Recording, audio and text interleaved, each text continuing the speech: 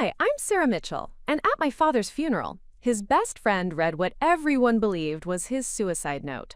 But when I discovered what that letter actually contained, it changed everything I thought I knew about failure, success, and the man who raised me to believe I would never amount to anything. Before we jump back in, tell us where you're tuning in from. And if this story touches you, make sure you're subscribed, because tomorrow, I've saved something extra special for you. But sometimes the people who seem to give up on themselves are actually the ones teaching us never to give up on our dreams. What I discovered in that letter would take me from a struggling small-town waitress who believed she was destined for mediocrity to the founder of a national nonprofit organization that has changed thousands of lives, all because I learned the truth about the man who spent 18 years convincing me I wasn't capable of anything extraordinary. The rain drummed against the windows of Patterson Funeral Home in Millfield, Ohio, creating a steady rhythm that matched the hollow ache in my chest as I sat in the front row, staring at the mahogany casket that contained my father's body. At 26, I had expected this day would come eventually, but not like this. Not with whispered conversations about depression, isolation, and a man who had apparently given up on life entirely. Robert Mitchell had been found in his apartment 3 days earlier, having died peacefully in his sleep, from what the medical examiner determined was an intentional overdose of prescription medication. The discovery of a handwritten letter on his kitchen table had confirmed what everyone in our small town already suspected. My father had chosen to end his life rather than continue fighting battles that seemed impossible to win. The funeral home was sparsely populated, reflecting the reality of my father's final years. A handful of neighbors who remembered him from better times sat scattered throughout the chapel.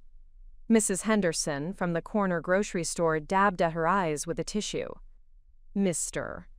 Garcia, who owned the auto repair shop where my father had worked sporadically, shifted uncomfortably in his ill-fitting suit. These were people who had known Robert Mitchell as a man who struggled with alcohol, unemployment, and the kind of persistent depression that eventually drives others away. I had been living in Cincinnati for the past 3 years, working double shifts at a chain restaurant and sharing a cramped apartment with 2 roommates while trying to save enough money to maybe someday take community college classes. My relationship with my father had been strained for as long as I could remember, marked by his constant reminders that people like us didn't get to have big dreams or expectations beyond survival. "You're not college material, Sarah," he had told me repeatedly throughout high school. "Don't waste time on ideas above your station. Focus on finding steady work and a decent man who can provide for you. That's the best you can hope for, coming from a family like ours." His words had shaped every doubt I carried about my worth, every fear that whispered I wasn't smart enough, ambitious enough, or worthy enough to pursue anything beyond the most basic existence. When guidance counselors had suggested I apply for scholarships or consider career training programs, my father's dismissive laughter had echoed in my mind until I stopped believing such opportunities were meant for people like me. The decision to move to Cincinnati had been my only act of rebellion against his limitations, but even that had felt more like escape than genuine pursuit of opportunity. I worked in restaurants because that was what I knew, dated men who expected nothing from me because that felt familiar, and lived paycheck to paycheck because I had never learned to envision financial stability as achievable. My father and I had spoken perhaps 6 times in the 3 years since I left Millfield. Our conversations were brief and uncomfortable, filled with his questions about whether I was being realistic about my future and my careful avoidance of topics that might trigger his lectures about accepting my place in the world. I had planned to visit him more often, to try to rebuild some kind of relationship, but there never seemed to be enough time or emotional energy for the difficult conversations that would have been required. Now he was gone, and the opportunity for reconciliation had died with him. James Morrison stood to address the small gathering, his weathered face grave with the solemnity of the occasion. Morrison had been my father's closest friend for over 20 years, one of the few people who had maintained contact even during Robert's darkest periods. He was a retired factory supervisor who possessed the kind of steady reliability that had made him my father's confidant and drinking companion during better times. "Robert asked me to read this if anything happened to him," Morrison announced, holding a folded piece of paper with hands that trembled slightly. "He said it would explain things that he couldn't say while he was alive." The letter appeared to be written in my father's distinctive handwriting, the same careful script that had signed report cards and birthday cards throughout my childhood. Morrison cleared his throat and began reading words that I expected would provide closure to a life that had ended in despair and defeat. To my daughter Sarah and anyone else who might wonder why I chose to leave this world when I did, Morrison read, his voice carrying across the quiet chapel. I want you to understand that this decision came not from weakness, but from the recognition that I had failed in every way that mattered. I failed as a husband, as a father, and as a man who could provide the kind of life my family deserved. The words felt familiar, consistent with the self-defeating narrative that had defined my father's worldview for as long as I could remember. He had always spoken about failure as if it were a permanent condition rather than a temporary setback, about limitations as if they were immutable laws rather than circumstances that could be changed through effort and determination. I spent Sarah's entire childhood telling her not to dream too big, not to expect too much from life, because I was afraid she would experience the same disappointments that had broken me, Morrison continued. I convinced myself that I was protecting her from heartbreak, but I was really protecting myself from having to face my own cowardice. These admissions were painful but not surprising. I had suspected that my father's discouragement stemmed from his own fears, rather than genuine concern for my welfare. Hearing him acknowledge this pattern provided a degree of validation for feelings I had carried for years, but it didn't diminish the damage his words had inflicted on my sense of possibility. What I never told Sarah, what I was too ashamed to admit even to myself until recently, was that I had opportunities I was too scared to pursue, Morrison read, his voice growing stronger as he continued. I had dreams I abandoned, not because they were impossible, but because I was terrified of failing in front of people who believed in me. The chapel had grown completely silent. Even the rain seemed to have paused, as Morrison's words hung in the air with unexpected weight. This was not the suicide note I had anticipated, not the final surrender I had expected from a man who had spent decades preaching acceptance of limitation. I received a full scholarship to Ohio State University when I was 18 years old, Morrison continued, his voice now carrying a note of wonder, as if he was discovering these words for the first time. Full academic scholarship for engineering studies. I had professors who believed I could have a successful career designing bridges and buildings that would stand for generations. The revelation hit me like a physical blow. My father had never mentioned college, scholarship opportunities, or academic achievements. Throughout my entire childhood, he had spoken about education as if it were a luxury reserved for other people's children, something that families like ours couldn't afford to consider seriously. But my own father told me that college was a waste of time for working-class kids, that I would embarrass myself and our family by reaching above my station, Morrison read. So I turned down the scholarship and went to work in the factory, telling myself that I was being practical and responsible. I felt tears beginning to stream down my face as the full scope of my father's hidden story began to emerge. He had not been a man without opportunities. He had been someone who possessed genuine potential but lacked the confidence to pursue it. His constant warnings about accepting my place in the world had not been wisdom born from experience, but fear transmitted from one generation to the next. For 40 years, I watched other people build the kinds of careers I could have had if I had been brave enough to try, Morrison continued. I told myself that I had made the right choice, that college would have been too difficult, that I wasn't really smart enough to succeed in professional fields. But I knew the truth, even when I couldn't admit it. The weight of this revelation was overwhelming. My father had possessed the academic credentials and intellectual capability to pursue advanced education and professional careers. But he had been defeated by the same kind of limiting beliefs that he had subsequently passed on to me. His discouragement had not been based on realistic assessment of my abilities, but on his own unresolved regret about roads not taken. I spent Sarah's childhood trying to convince her that dreams were dangerous because I never recovered from abandoning my own, Morrison read. Every time I told her not to aim too high, I was really talking to the 18-year-old version of myself, who had been too scared to accept a gift that could have changed everything. Morrison paused in his reading, looking up at the small gathering with an expression that suggested he was as surprised by these revelations as anyone else in the room. The letter was clearly longer than he had anticipated, and its contents were far more complex than the simple suicide explanation everyone had expected.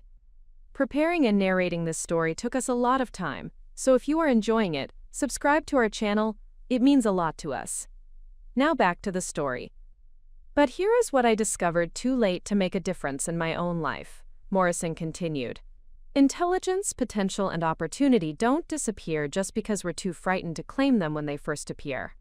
They wait for us to develop the courage necessary to pursue them, even when that courage comes later than we wished. I gripped the edge of my chair as Morrison's words began to suggest that this letter was moving in a direction I could never have anticipated. This was not sounding like the final statement of a man who had given up on life, but rather like someone who had discovered something important about possibility and redemption. 6 months ago, I enrolled in night classes at the community college.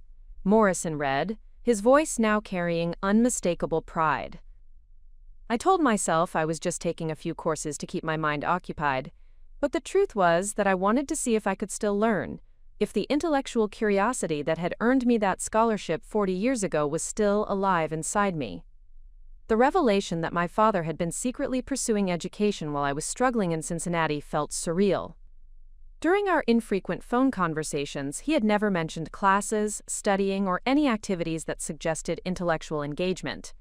I had assumed he was spending his days in the same pattern of depression and isolation that had characterized his life for years.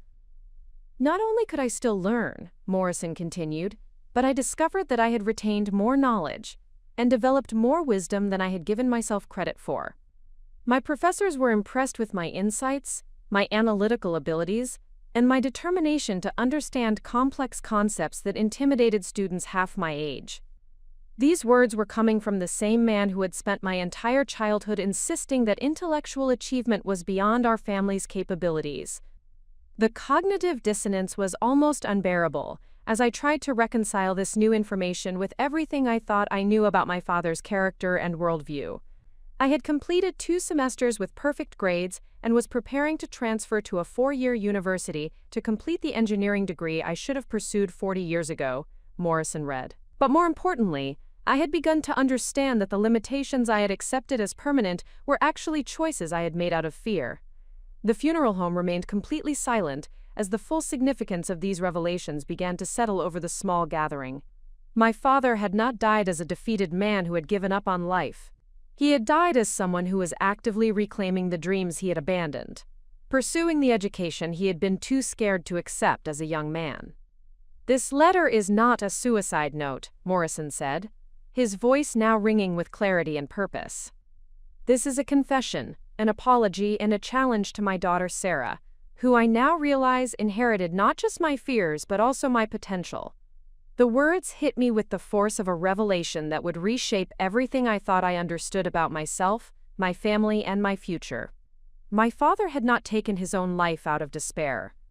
He had died of natural causes while in the process of transforming his circumstances and pursuing the opportunities he had been too frightened to claim as a young man. But more importantly, he had left me something far more valuable than money or property.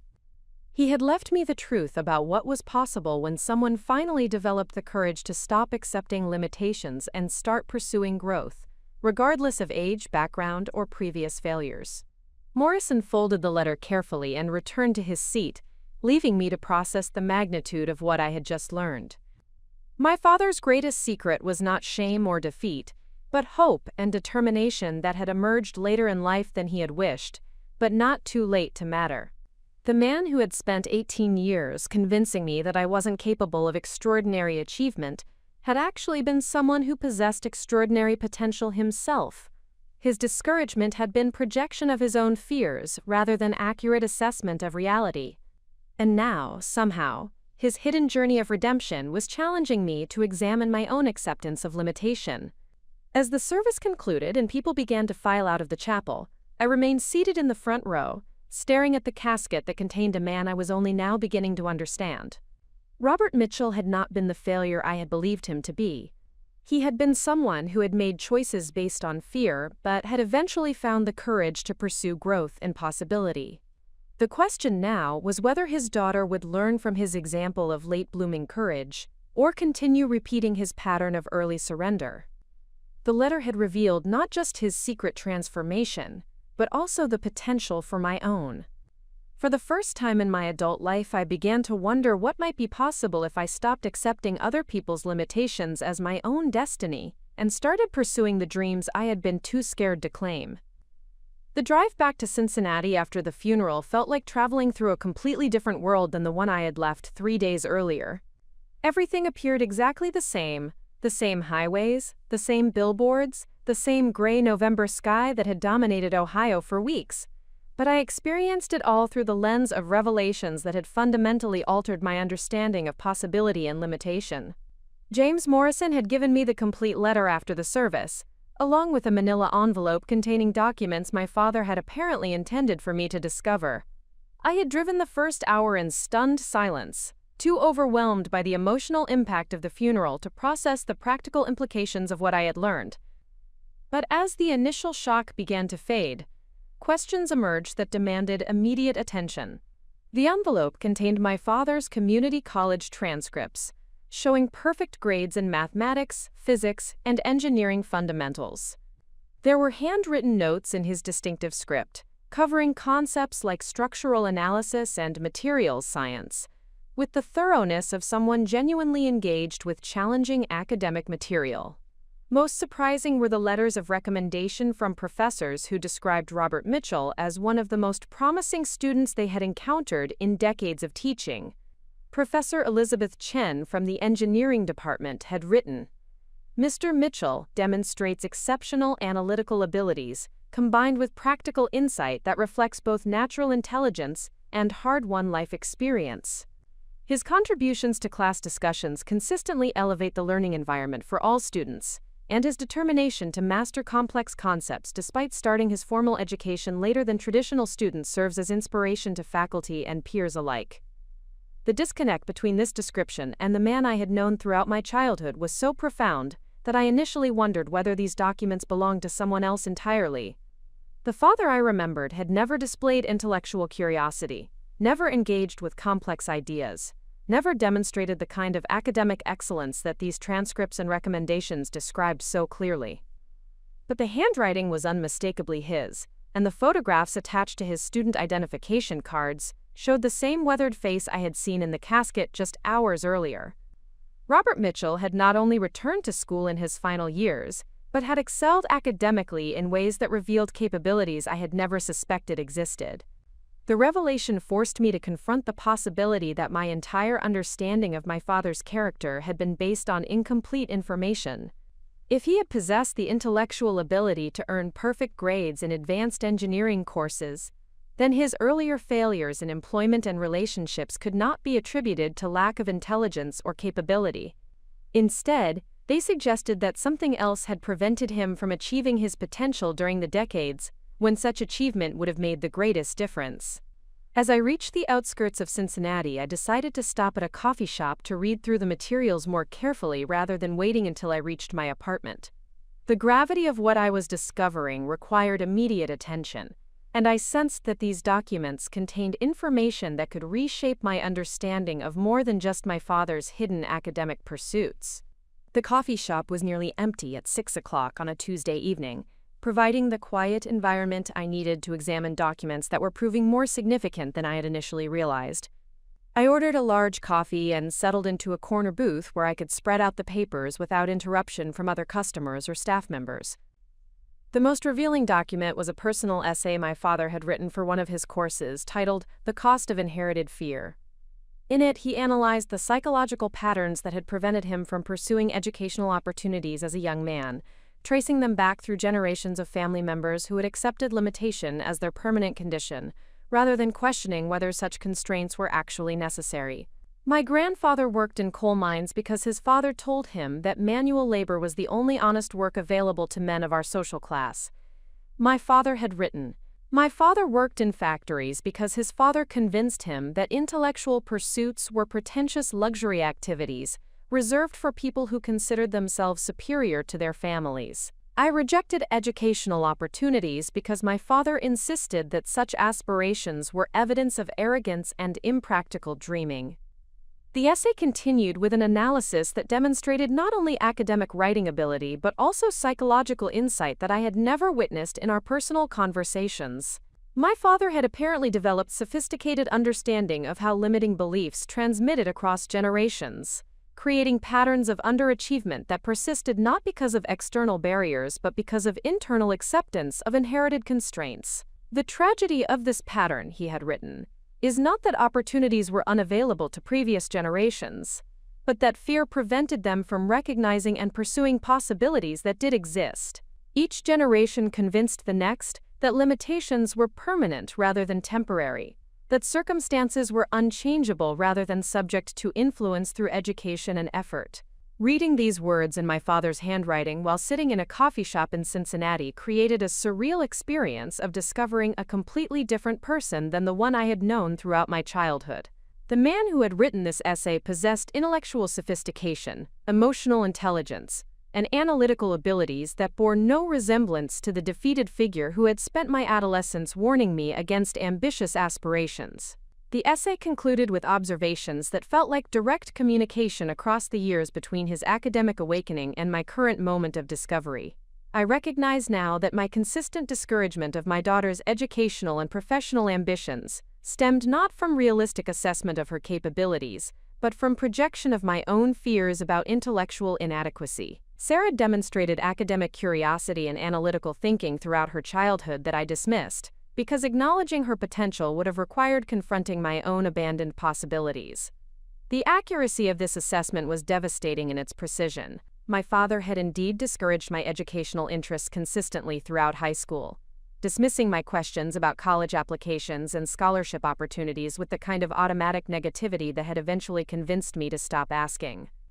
His responses had been so consistently discouraging that I had learned to avoid mentioning academic interests or career aspirations that extended beyond immediate employment in service industries. But now I understood that his discouragement had reflected his internal struggles rather than accurate evaluation of my potential.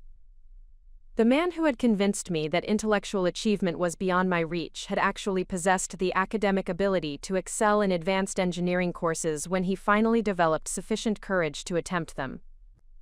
This realization triggered an uncomfortable examination of my own accepted limitations. If my father's assessment of my capabilities had been based on his fears rather than objective analysis, then perhaps my current circumstances reflected inherited assumptions rather than actual constraints. The question was whether I had been living within boundaries that were real and necessary, or whether I had been accepting restrictions that existed primarily in my own mind. I had been working as a waitress for 3 years, telling myself that restaurant work was appropriate for someone with my educational background and limited professional experience.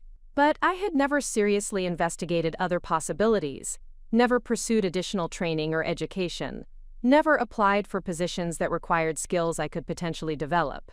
Like my father, I had accepted my current situation as permanent, rather than considering it as a starting point for future growth.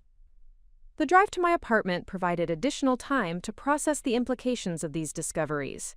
I lived in a neighborhood that I had chosen based on affordability rather than potential for personal or professional development. My roommates were pleasant enough, but our relationships were based on shared financial constraints rather than mutual support for ambitious goals. My social circle consisted primarily of other restaurant workers who shared similar assumptions about limited possibilities and economic constraints. These circumstances had felt natural and appropriate when I viewed them as realistic accommodation to my actual capabilities and opportunities. But my father's academic achievements forced me to question whether I had been settling for less than what might be possible with sufficient effort and determination. If a man in his 60s could return to school and excel in challenging technical subjects, perhaps a woman in her 20s could pursue educational and professional goals that currently seemed beyond her reach. My apartment felt different when I arrived home that evening, as if I were seeing it through new eyes that questioned previous assumptions about appropriate living situations and lifestyle choices. The space was clean and functional, but it reflected no particular aspirations beyond basic shelter and shared expense management. My personal belongings suggested someone who expected life to remain fundamentally unchanged, who had never seriously considered the possibility of dramatic improvement in circumstances or opportunities.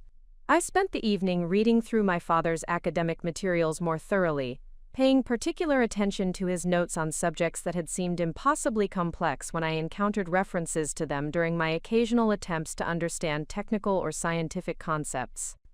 His explanations were clear and accessible, suggesting that he had developed the ability to break down complicated ideas into manageable components that could be understood and applied systematically. The contrast with his communication style during my childhood was remarkable. When I had asked him questions about how things worked or why certain phenomena occurred, his responses had typically been dismissive or discouraging, suggesting that such curiosity was impractical or inappropriate for people in our circumstances. But his academic notes revealed someone who approached complex problems with patience, curiosity, and methodical analysis. This discovery suggested that his discouragement of my intellectual curiosity had been deliberate suppression of capabilities that he possessed but was afraid to acknowledge or develop. Rather than fostering my natural interest in understanding how systems functioned, or why events unfolded as they did, he had trained me to accept simple explanations and avoid asking questions that might require sustained intellectual effort to answer properly. The psychological impact of this realization was profound and uncomfortable. I had been carrying his fears as if they were accurate assessments of reality, allowing his unresolved regrets to shape my expectations about what was possible for someone with my background and circumstances. His warnings about the dangers of ambitious thinking had become my internal voice, automatically discouraging consideration of opportunities that might require effort, risk, or sustained commitment to achieve. But his academic comeback demonstrated that such warnings were not based on objective analysis of capability or opportunity. Instead, they reflected psychological patterns that could be recognized, examined, and ultimately changed through conscious effort and determination. If my father could overcome decades of limiting beliefs to pursue advanced education in his 60s, then perhaps I could examine and challenge the assumptions that had been constraining my own development. The next morning, I called in sick to work for the first time in over a year, not because I was physically ill, but because I needed uninterrupted time to investigate educational opportunities that I had never seriously considered. The decision felt simultaneously responsible and terrifying, representing the first time I had prioritized long-term possibility over immediate financial obligation. I spent the day at the Cincinnati Public Library, researching community college programs, scholarship opportunities, and career paths that could provide alternatives to indefinite restaurant employment. The information I discovered was both encouraging and overwhelming, revealing numerous possibilities for skill development and professional advancement that I had never investigated because I had assumed they were intended for other people. The library's career counseling resources included assessment tools designed to help individuals identify strengths, interests, and aptitudes that could guide educational and professional decisions. I completed several of these evaluations, discovering that my analytical abilities and communication skills were significantly stronger than I had realized. The results suggested potential for success in fields like business administration, social work, education, and healthcare management that had never occurred to me as realistic possibilities. More importantly, I learned about financial aid programs specifically designed to support adult learners who were returning to education after periods of employment in other fields. These programs addressed many of the practical barriers that had seemed insurmountable when I considered the possibility of pursuing additional education while maintaining employment necessary for basic living expenses. The combination of discovering my father's hidden academic achievements and researching current educational opportunities created a sense of possibility that I had never experienced before. For the first time in my adult life, I began to envision a future that extended beyond my current circumstances, one that included professional development, intellectual growth, and financial stability that could be achieved through systematic effort rather than hoped for through luck or circumstance. But this vision also triggered anxiety about making changes that would require sustained commitment and risk tolerance that I had never developed. My father had been in his 60s when he returned to school, with decades of life experience and presumably fewer years of potential benefit from educational investment. I was 26, with potentially 40 years of working life ahead of me, but also with more time available for making mistakes or pursuing directions that might prove unsuccessful. The weight of this decision-making process reminded me that transformation requires not just recognition of possibility, but also development of courage necessary to pursue opportunities despite uncertainty about outcomes. My father's example provided evidence that such courage could be developed even after decades of accepting limitation. But it did not eliminate the psychological challenges associated with making changes that would fundamentally alter my lifestyle, relationships, and expectations about the future. As I left the library that afternoon, carrying information about application deadlines and course requirements that could reshape my entire trajectory, I understood that I was standing at the same kind of crossroads that my father had faced 40 years earlier when he received his scholarship offer.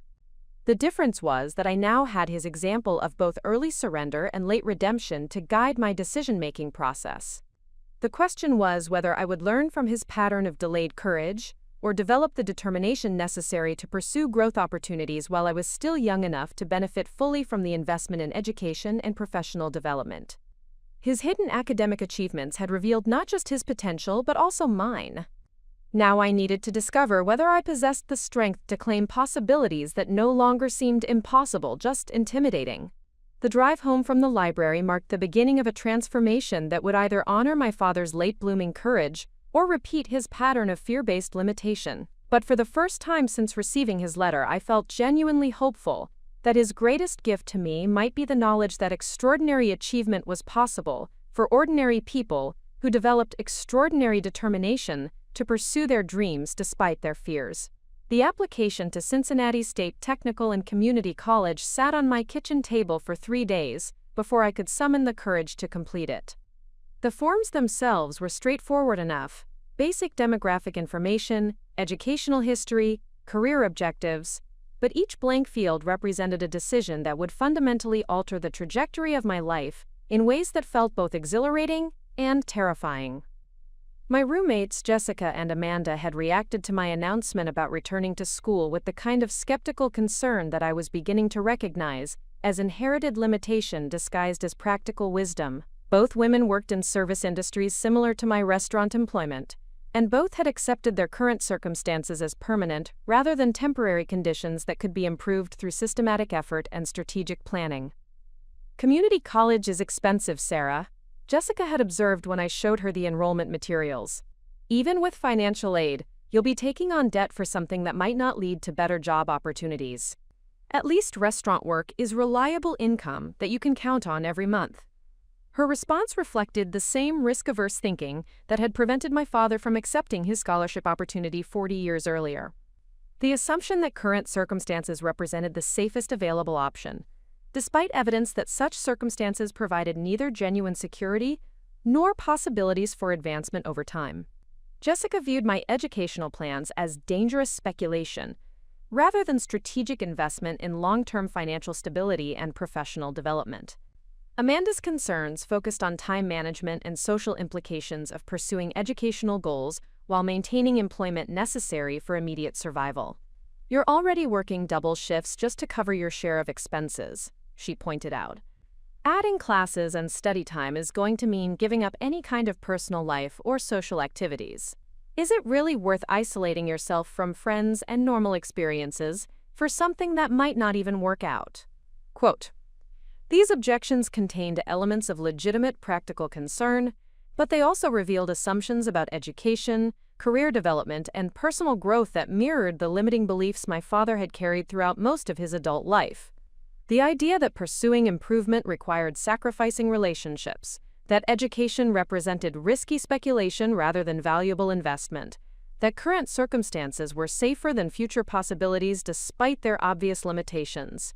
I recognized these patterns because I had internalized similar assumptions throughout my 20s, accepting restaurant employment as appropriate for someone with my background while never seriously investigating whether other opportunities might be available with additional preparation and effort. My roommate's skepticism reflected not just concern for my welfare, but also discomfort with choices that challenged their own acceptance of limitation as permanent condition. The decision to proceed with my application despite their discouragement marked the first time in my adult life that I had consciously chosen growth over comfort, possibility over security, future potential over present convenience.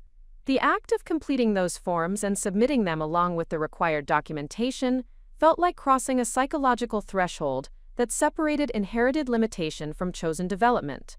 The program I selected was business administration with a concentration in nonprofit management, a field that had appealed to me during my research because it combined practical career preparation with the possibility of meaningful community impact. The coursework would include accounting, marketing, organizational behavior, and grant writing skills that could lead to employment in healthcare organizations, educational institutions, social service agencies, and advocacy groups that addressed problems I cared about solving. More importantly, the program offered evening and weekend class schedules, designed specifically for working adults who needed to maintain employment while pursuing educational advancement. This accommodation addressed one of the primary barriers that had made college seem impossible when I was 18, and my father was discouraging such aspirations as impractical for someone in our financial circumstances. The financial aid application process required documentation of income, assets, and family background that revealed how limited my resources actually were, but also how much assistance was available for students who qualified based on economic need rather than academic credentials alone. The combination of federal grants, state assistance, and work-study opportunities would cover nearly all tuition and fees, while providing modest income to help offset the reduced restaurant hours that classes would require. Professor Maria Santos, the academic advisor assigned to help new students navigate enrollment procedures, possessed the kind of encouraging professionalism that made educational goals feel achievable rather than overwhelming. During our initial meeting, she reviewed my high school transcripts and placement test scores, with the attention of someone evaluating potential for success, rather than looking for reasons to discourage ambitious planning. "Your analytical abilities are quite strong," Professor Santos observed after reviewing my assessment results. "You have the intellectual foundation necessary for success in business coursework, and your work experience in customer service will provide practical context that will enhance your understanding of organizational dynamics and management challenges." Her confidence in my capabilities felt revolutionary after years of accepting my father's assessment that intellectual achievement was beyond my reach. Professor Santos was evaluating the same person who had been dismissed as academically inadequate, but she was seeing potential where he had insisted limitations existed. The difference was not in my actual abilities but in the assumptions brought to the evaluation process. Many of our most successful students are adults returning to education after gaining real-world experience, she continued. They bring maturity, motivation, and practical knowledge that traditional college-age students often lack. Your restaurant management experience has taught you about teamwork, problem-solving, customer relations, and working under pressure. These are valuable skills that will serve you well in business studies. This reframing of my work history as relevant preparation, rather than evidence of limited potential, represented a fundamental shift in how I understood my background and capabilities. Instead of viewing my employment as proof that I was suited only for service work, Professor Santos helped me recognize that I had actually been developing transferable skills that could support success in more advanced professional environments. The conversation with Professor Santos also revealed information about career opportunities in nonprofit management that exceeded my expectations about both salary potential and professional satisfaction.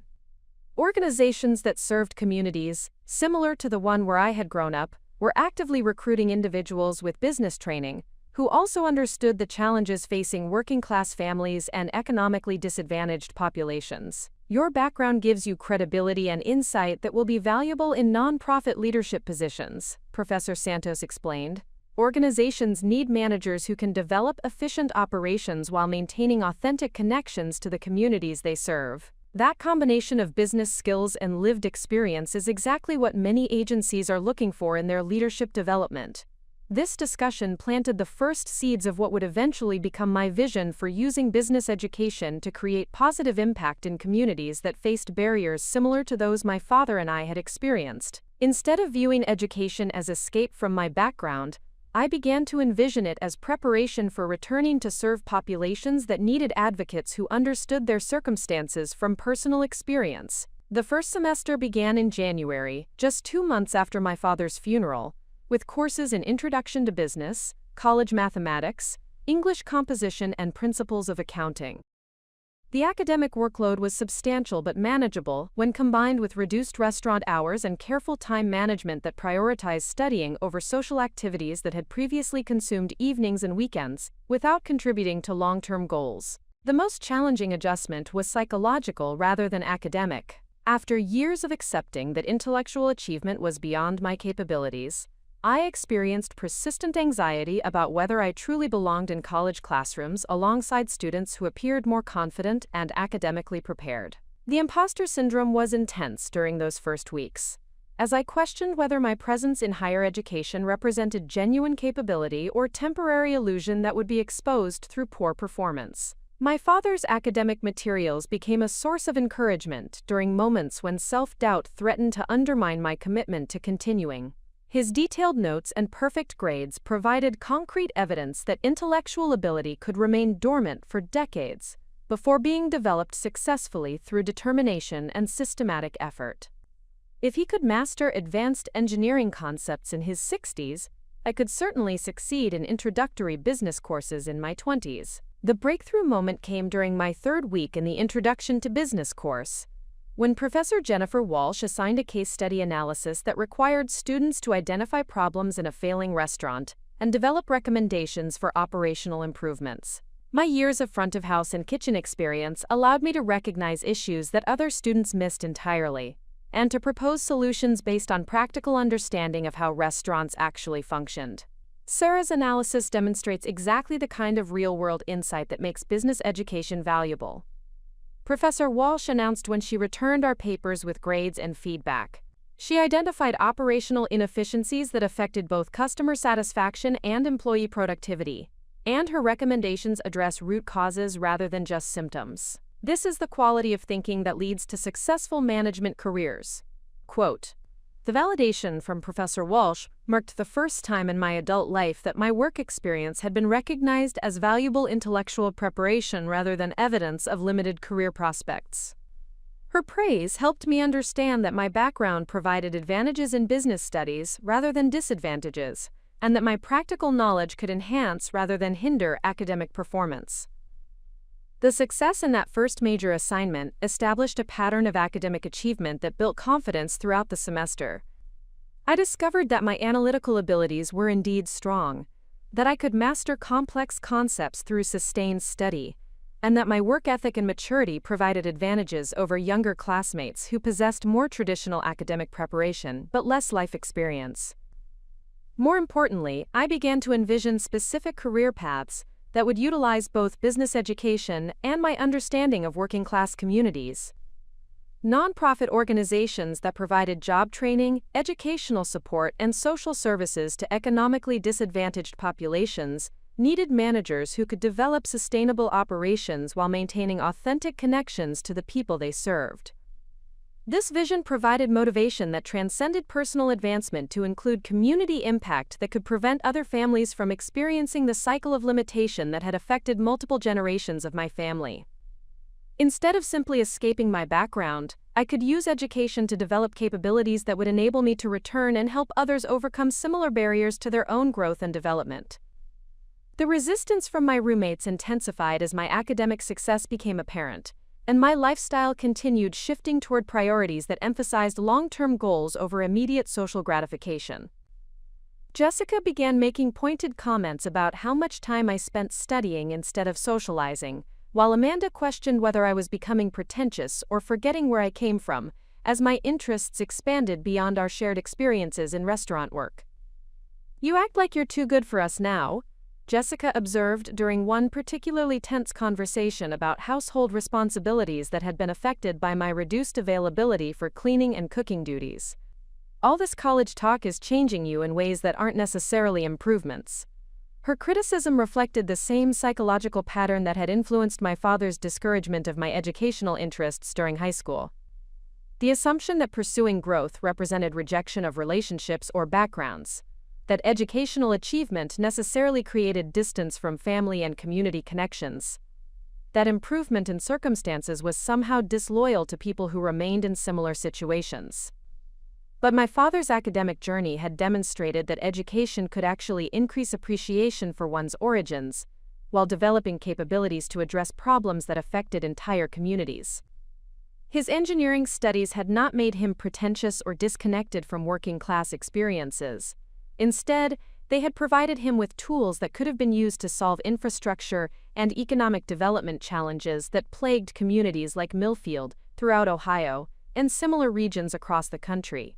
The tension with my roommates forced me to confront the reality that pursuing transformation would require accepting temporary isolation from relationships that were based on shared limitation rather than mutual support for growth. This was perhaps the most difficult aspect of breaking inherited patterns of underachievement, since it meant risking disapproval from people whose acceptance had previously been important to my sense of social belonging. But I was beginning to understand that genuine relationships should encourage, rather than discourage, personal development, and that people who felt threatened by my educational pursuits were revealing their own fears about being left behind rather than expressing legitimate concern for my welfare. The choice was between maintaining comfortable relationships that supported continued limitation or accepting temporary loneliness, while building toward connections that would encourage continued growth. By the end of my first semester, I had achieved a 3.9 grade point average while maintaining sufficient restaurant income to meet my financial obligations. The academic success provided concrete evidence that my father's assessment of my intellectual capabilities had been inaccurate, and that educational achievement was indeed possible for someone with my background when approached with appropriate commitment and systematic effort. More importantly, I had begun to envision a future that extended far beyond my current circumstances, while remaining connected to my origins through service to communities that faced similar challenges. The business education was providing tools that could be used to address problems I understood from personal experience, creating possibilities for meaningful work that combined professional development with social impact. The transformation was no longer theoretical possibility but actual progress that could be measured in grades, knowledge acquisition, and expanding vision for what my life could become through continued education and strategic career development. My father's hidden academic achievements had revealed not just his potential but also mine, and I was finally developing the courage necessary to pursue opportunities that no longer seemed impossible, just challenging enough to require sustained effort and determination to achieve successfully. The second semester brought advanced coursework that demanded greater analytical sophistication and introduced concepts that would fundamentally reshape my understanding of how organizations could create positive change in communities that face systemic challenges. Professor Michael Rodriguez's course in nonprofit management and social entrepreneurship proved particularly transformative, presenting frameworks for addressing social problems through innovative approaches that combined business principles with mission-driven objectives. The reading assignments included case studies of successful nonprofit organizations that had emerged from grassroots initiatives led by individuals who possessed intimate understanding of the problems they sought to address. These organizations demonstrated that effective social change often originated with people who had experienced challenges firsthand, rather than with external experts who approached problems from theoretical perspectives without authentic connection to affected communities. One case study that resonated particularly strongly examined the development of a workforce training program in rural Kentucky that had been founded by a former coal miner who returned to school in his 40s to study business administration. After completing his degree, he had established an organization that provided technical education and job placement services to displaced industrial workers, helping them transition into emerging fields that offered sustainable employment opportunities. The founder's background had provided him with credibility among program participants who might have been skeptical of training initiatives led by people without direct experience of economic displacement and career uncertainty. His understanding of the psychological barriers that prevented unemployed workers from pursuing retraining opportunities enabled him to design support services that addressed both practical needs and emotional challenges associated with major career transitions. This example illuminated possibilities for using business education to create organizations that could address problems similar to those that had affected my father and countless other members of working-class communities throughout Ohio and neighboring states. The combination of business management skills and authentic community connections could enable development of programs that served populations who were often underserved by existing social service systems. Professor Rodriguez emphasized that effective nonprofit leadership required both operational competence and deep understanding of the communities being served. Organizations that possessed strong business practices but lacked authentic community connections often struggled to design programs that met actual needs, rather than perceived needs identified through external analysis. Conversely, organizations with strong community ties but weak management systems frequently failed to achieve sustainable impact despite good intentions and dedicated effort. The most successful social entrepreneurs, Professor Rodriguez explained during one particularly engaging lecture, are individuals who combine lived experience of social problems with systematic training in organizational development and strategic planning. They understand both the human dimensions of challenges and the operational requirements necessary for creating lasting solutions. This observation suggested that my background could be transformed from potential limitation into strategic advantage through appropriate educational preparation and careful consideration of how business skills could be applied to address community needs. Rather than viewing my origins as something to overcome or escape, I could use them as foundation for understanding problems that required solutions and populations that needed effective advocacy. The semester's major project required students to develop comprehensive business plans for nonprofit organizations that address specific social issues through innovative approaches. I chose to focus on creating a workforce development program for women who were seeking to transition from service industry employment into higher-paying careers that offered greater stability and advancement potential. The research phase revealed that numerous women throughout the Cincinnati metropolitan area were employed in restaurants, retail establishments, and other service positions that provided insufficient income for long-term financial security, while offering limited opportunities for professional advancement. Many of these women possess skills, work ethic, and intellectual capabilities that could be developed through targeted training programs, but they lacked access to educational opportunities that were designed to accommodate their existing obligations and financial constraints. Existing workforce development programs typically focused on traditional manufacturing skills or required full-time participation that was incompatible with the schedules of working mothers or individuals who needed to maintain employment during training periods. The gap between available services and actual community needs suggested opportunities for developing programs that were specifically designed for women seeking career transitions while managing multiple responsibilities. My business plan proposed the establishment of the Women's Career Advancement Center, an organization that would provide flexible training programs in healthcare administration, business operations, and technology applications that could lead to employment opportunities with substantially higher earning potential than service industry positions. The program design incorporated evening and weekend classes, childcare support, financial counseling, and job placement assistance that addressed the comprehensive barriers that prevented many women from pursuing career advancement. The financial projections demonstrated that such an organization could achieve sustainability through combination of grant funding, fee-for-service training contracts with healthcare systems and business organizations, and partnerships with educational institutions that needed community-based delivery sites for professional development programs. The revenue diversification strategy would provide operational stability while maintaining focus on serving women who could not afford market-rate training programs.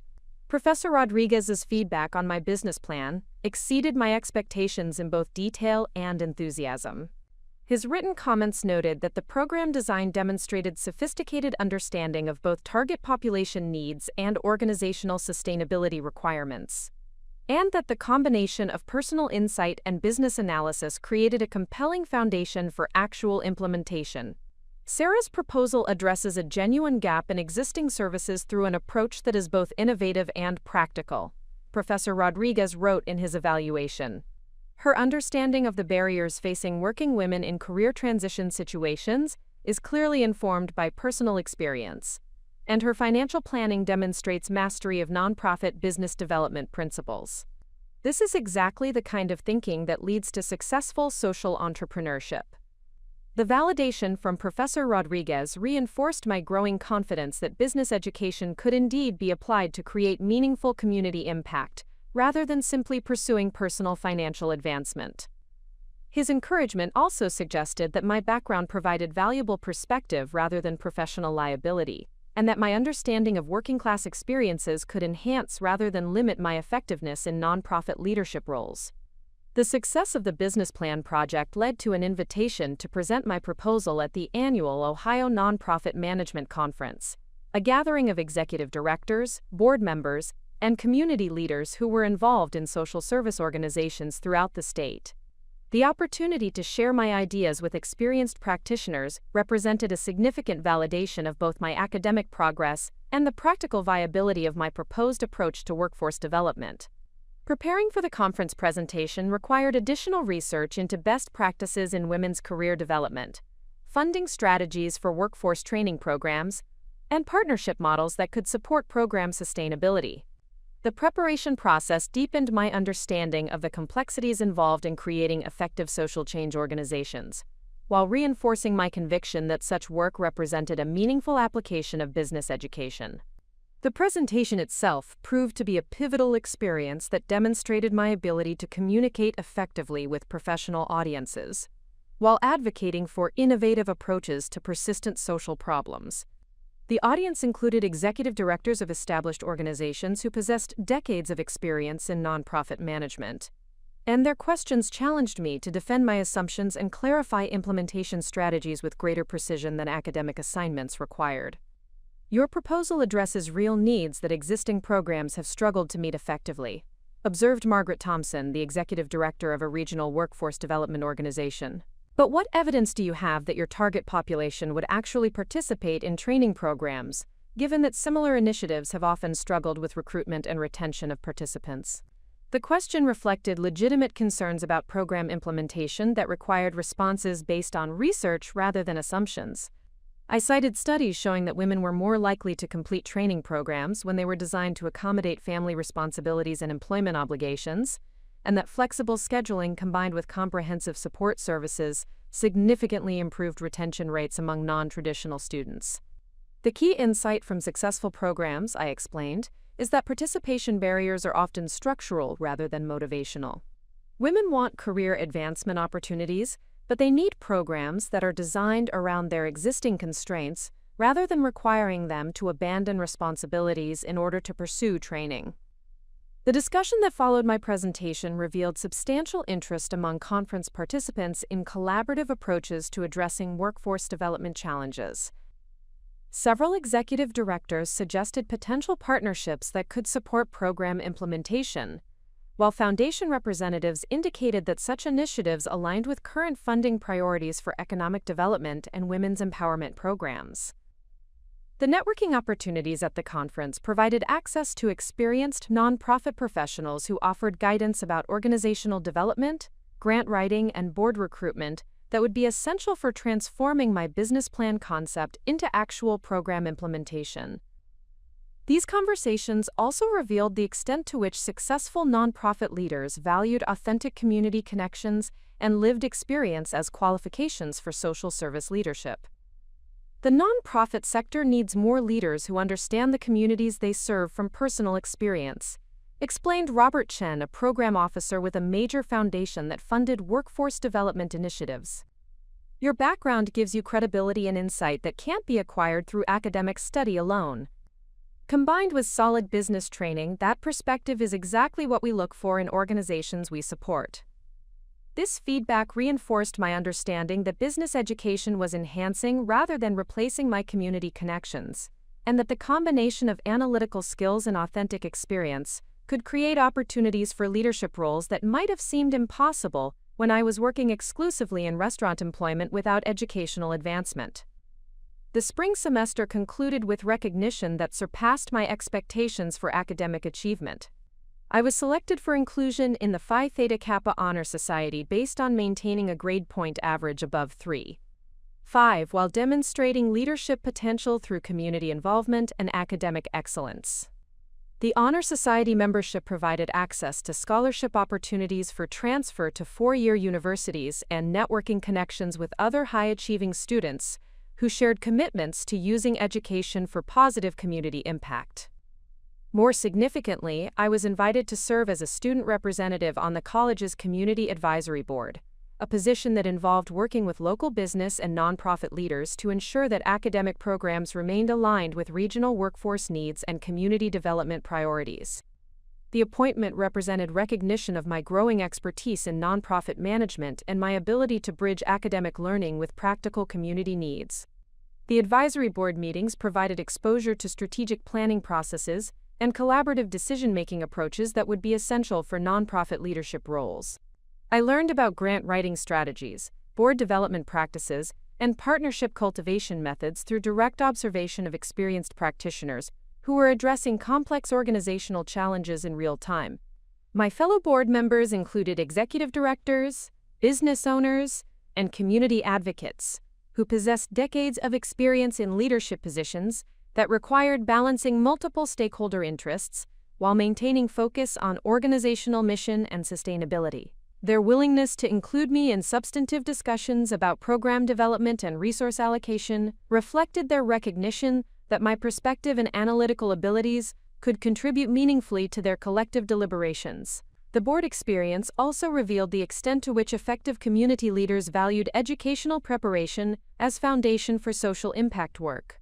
Every successful executive director and business owner on the board emphasized the importance of continuous learning, strategic thinking, and systematic approaches to problem solving as requirements for creating lasting positive change in complex social and economic environments. During one particularly memorable board meeting, we discussed challenges facing working families in the Cincinnati area who were struggling with inadequate access to career advancement opportunities. The conversation revealed that multiple organizations were attempting to address similar problems through separate initiatives that sometimes duplicated services while leaving other needs unmet due to lack of coordination and resource sharing. What we need, observed Patricia Williams, the executive director of a family services organization, is someone who can develop comprehensive approaches that bring together existing resources while filling gaps that none of our individual organizations can address alone. That requires both deep understanding of community needs and sophisticated knowledge of how to build sustainable collaborative initiatives. Her observation aligned perfectly with the vision I had been developing for using business education to create innovative approaches to persistent social problems. The Women's Career Advancement Center concept could potentially serve as a model for collaborative programming that brought together multiple organizations around shared objectives, while maintaining the operational efficiency necessary for long-term sustainability. As the academic year concluded, I reflected on the transformation that had occurred during the months since my father's funeral revelation. The discovery of his hidden academic achievements had challenged me to examine my own accepted limitations and pursue educational opportunities that had previously seemed beyond my reach. The academic success had validated my intellectual capabilities while providing tools that could be applied to address community problems I understood from personal experience. More importantly, I had discovered a sense of purpose that connected personal advancement with community service in ways that honored my background, while creating possibilities for meaningful impact on problems that affected families similar to my own.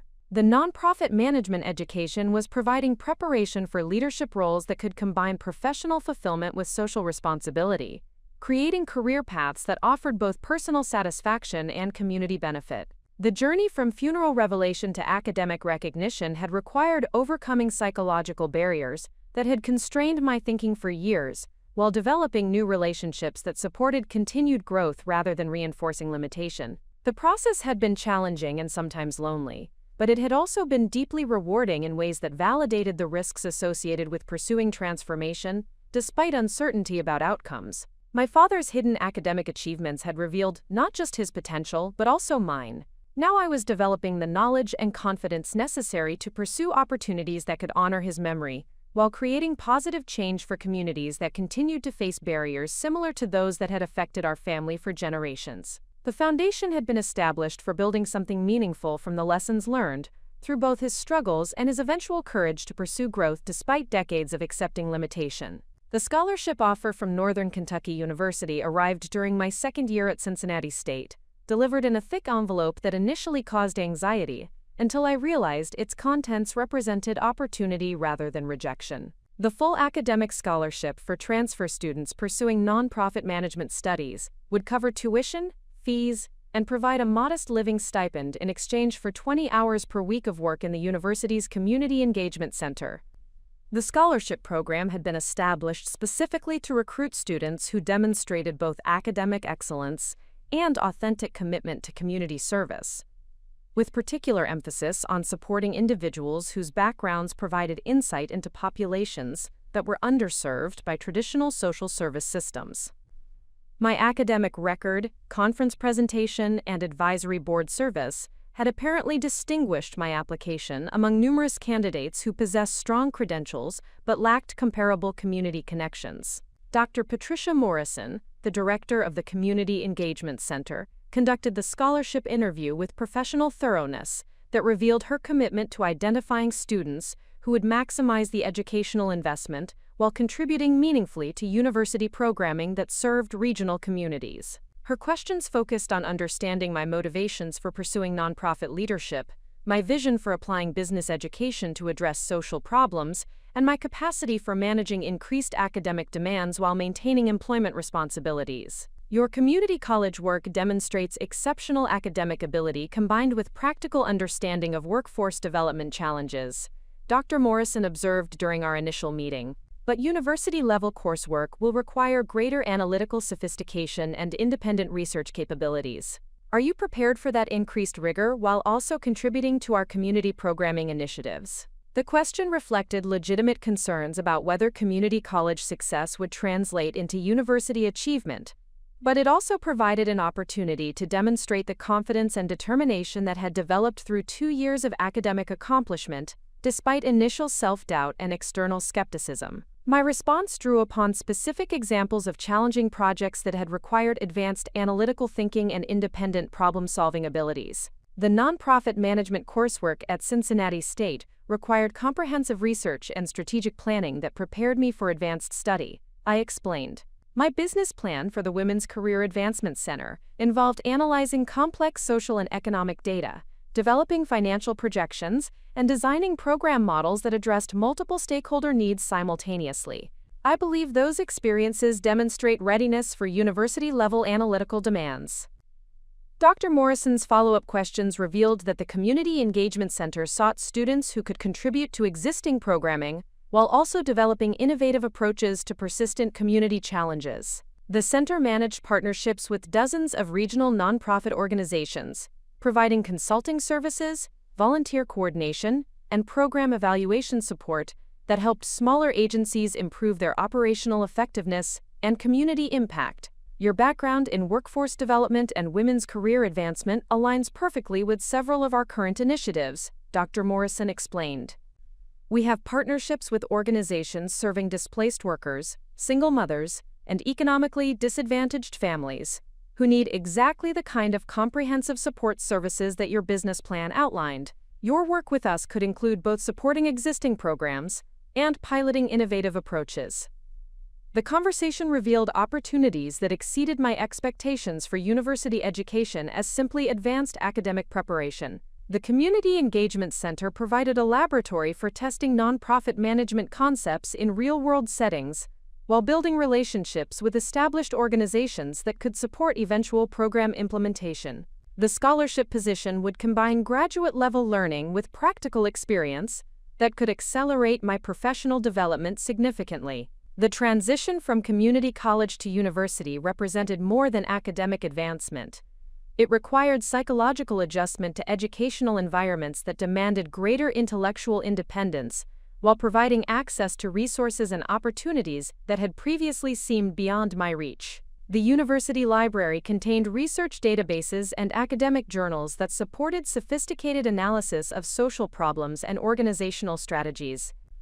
Faculty members possessed advanced expertise in nonprofit management, social entrepreneurship, and community development that could guide my professional preparation. Professor Michael Chen, who taught advanced nonprofit strategy and evaluation, possessed extensive experience in organizational consulting and program development that brought practical credibility to theoretical frameworks. His course syllabus included case studies of successful social enterprises, analysis of funding strategies for sustainability, and examination of leadership approaches that were effective in complex community environments. Effective nonprofit leadership requires the ability to operate simultaneously as businessperson, advocate, diplomat, and visionary, Professor Chen explained during the first class session. You must understand financial management, human resources, strategic planning, and operational efficiency while also maintaining authentic connections to communities and unwavering commitment to mission-driven objectives.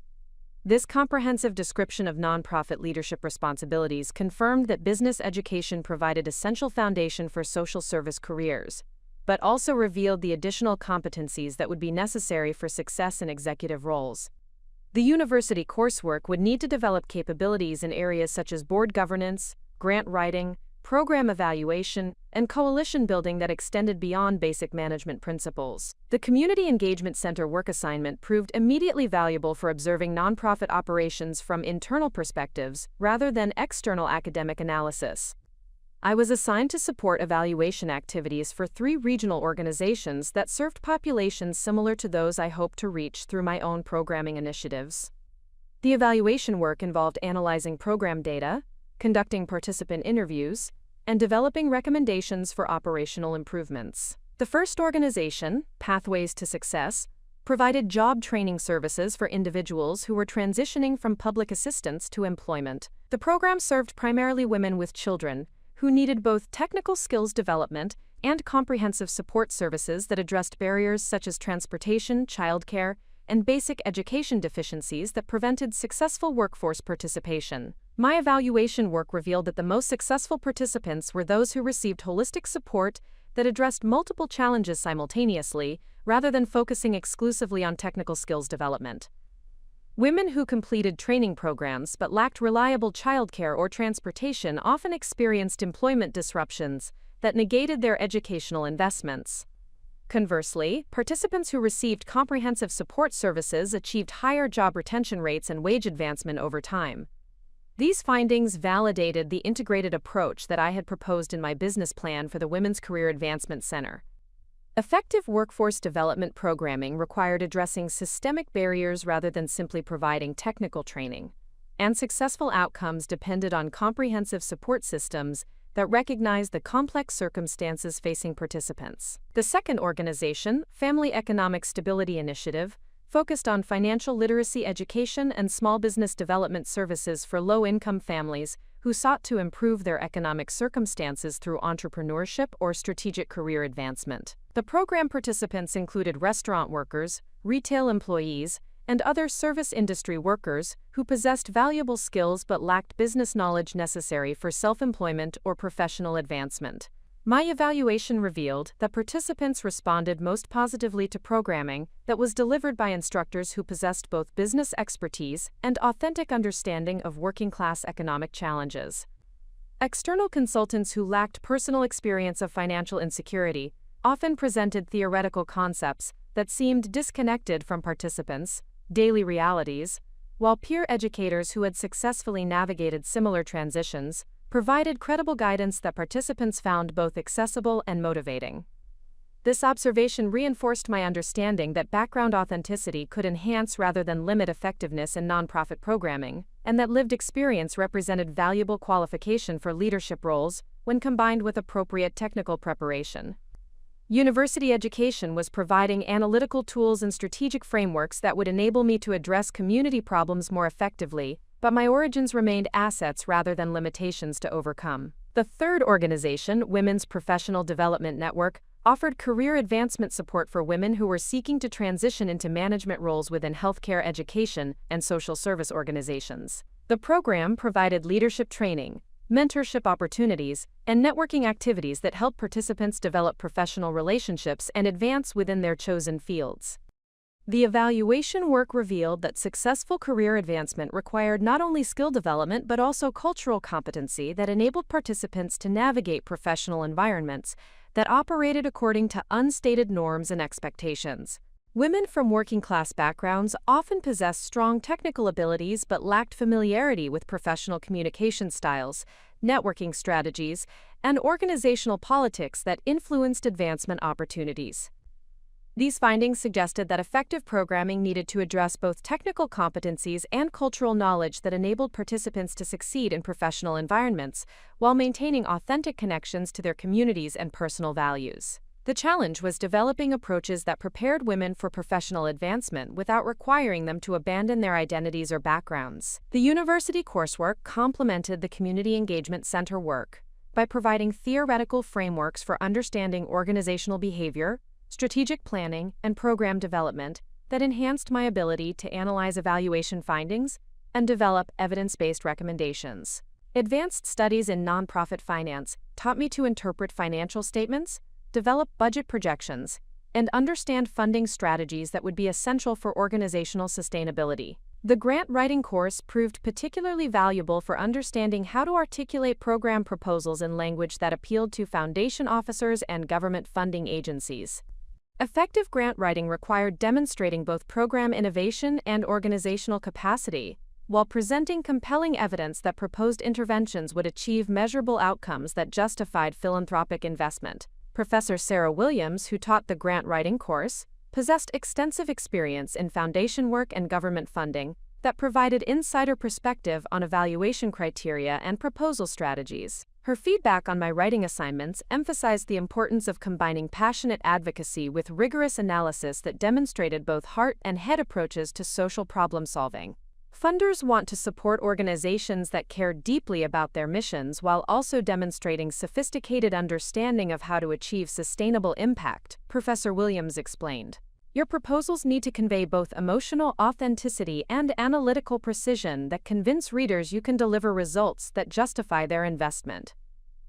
The spring semester included an independent study project that allowed me to conduct original research on workforce development programming effectiveness, while receiving faculty guidance for methodology development and analysis techniques. I designed a comparative study of 3 different approaches to women's career advancement programming, examining factors that contributed to participant success and organizational sustainability. The research involved extensive interviews with program graduates, staff members, and organizational leaders who provided insights into operational challenges and success strategies that were not apparent from program materials or external evaluations.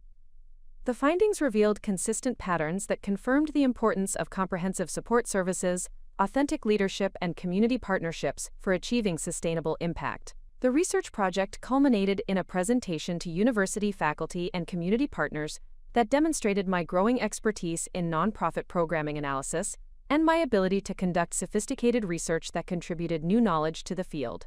The positive response from attendees confirmed that my academic development had reached levels that enabled meaningful contribution to professional conversations about social service innovation. Dr. Morrison's evaluation of my scholarship year performance exceeded expectations that I had established for academic and professional development. Her written assessment noted significant growth in analytical capabilities, research skills, and professional communication that prepared me for advanced leadership responsibilities in nonprofit organizations. Sarah has demonstrated exceptional ability to combine theoretical knowledge with practical application while maintaining authentic connections to communities she seeks to serve, Dr. Morrison wrote. Her research contributions have enhanced our understanding of effective workforce development programming, and her work with community partners has strengthened relationships that benefit both university programming and regional organizations.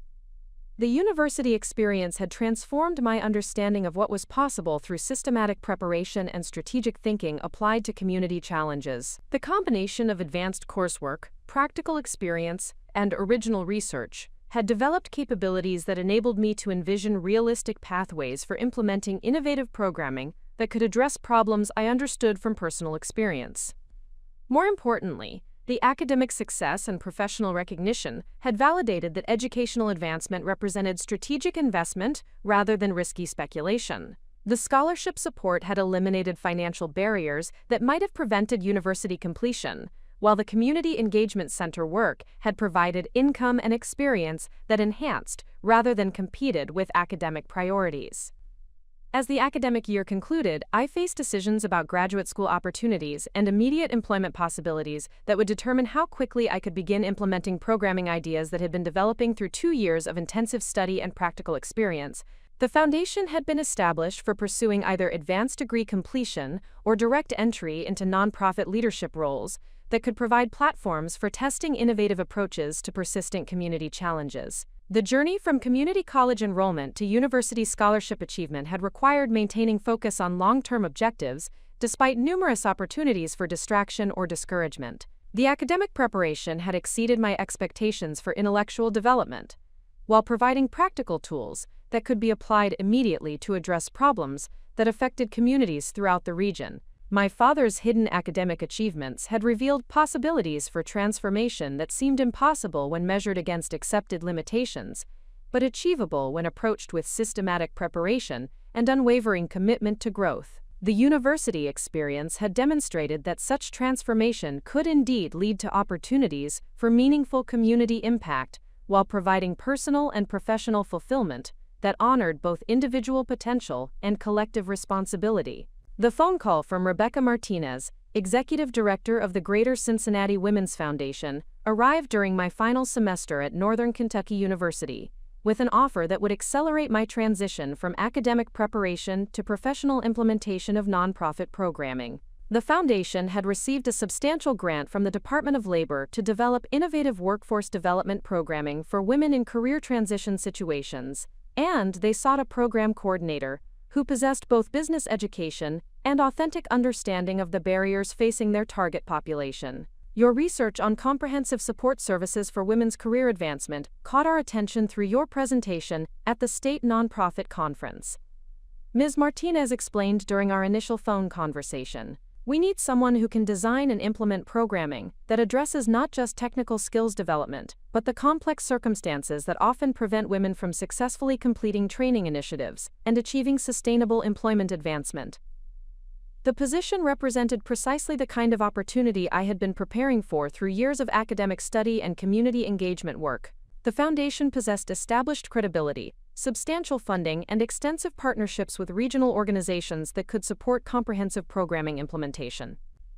More importantly, they recognized that effective workforce development required leadership by individuals who understood participant challenges from personal experience, rather than purely theoretical perspectives. The interview process revealed the scope and ambition of the Foundation's vision for addressing persistent employment challenges facing women throughout the Cincinnati metropolitan area. The 3-year grant totaled $750,000 and included funding for comprehensive programming that would serve 200 women annually through integrated services including technical skills training, financial counseling, childcare support, and job placement assistance. Ms. Martinez possessed 15 years of experience in nonprofit leadership and had established the foundation as a respected advocate for women's economic empowerment throughout southwestern Ohio. Her questions during the interview process demonstrated sophisticated understanding of both organizational management requirements and community needs that effective programming would need to address simultaneously. This position requires someone who can operate effectively as program designer, staff supervisor, community liaison, and strategic planner, Ms. Martinez explained. You would be responsible for developing curriculum, recruiting participants, managing support services, and documenting outcomes that demonstrate impact worthy of continued funding support. Are you prepared for that level of responsibility and complexity?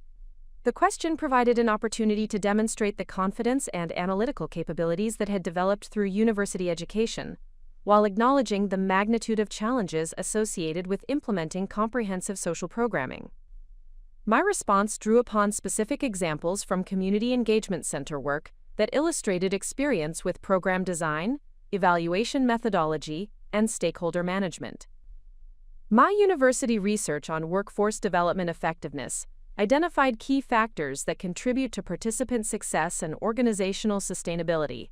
I responded, I understand that effective programming requires addressing multiple barriers simultaneously while maintaining operational efficiency that ensures sustainable impact. My background provides insight into participant perspectives, while my education has prepared me for the analytical and management responsibilities that successful implementation demands. The Foundation's approach to workforce development aligned closely with the integrated model I had proposed in my business plan during community college coursework.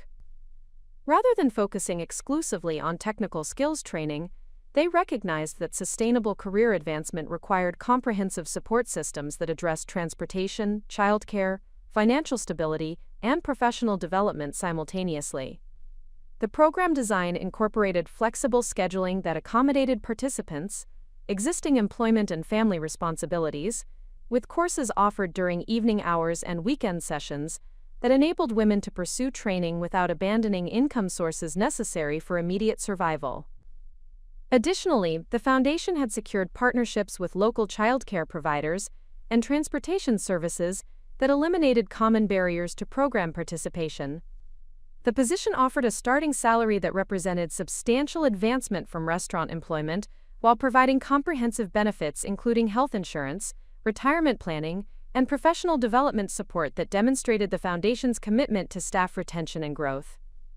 More importantly, the role included explicit expectations for innovation and program enhancement that would enable me to implement approaches I had been developing through academic study and practical experience.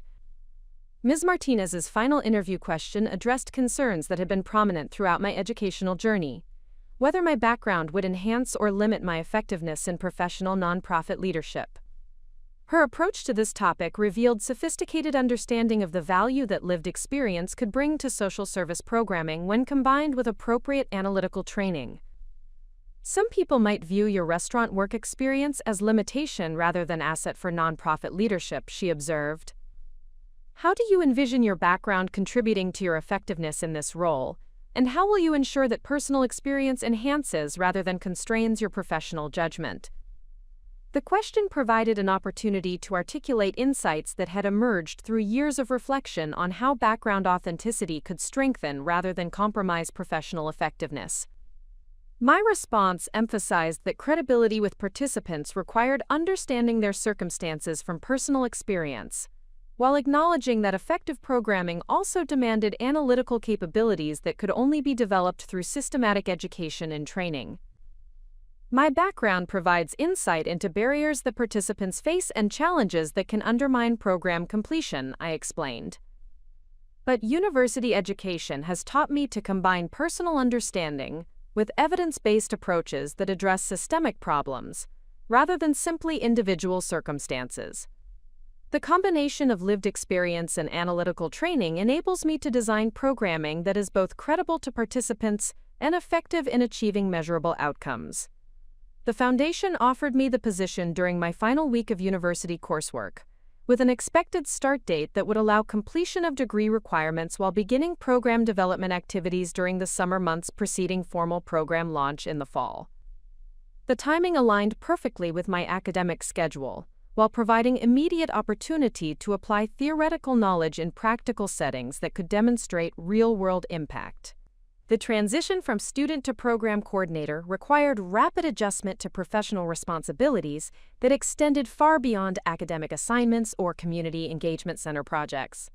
The position involved managing a budget of $250,000 annually, supervising support staff, including administrative assistants and program specialists, and developing partnerships with dozens of community organizations that would provide services ranging from childcare to job placement assistance. The first major challenge involved recruiting program participants who would benefit from comprehensive workforce development services, while also possessing sufficient motivation and capability to complete demanding training requirements.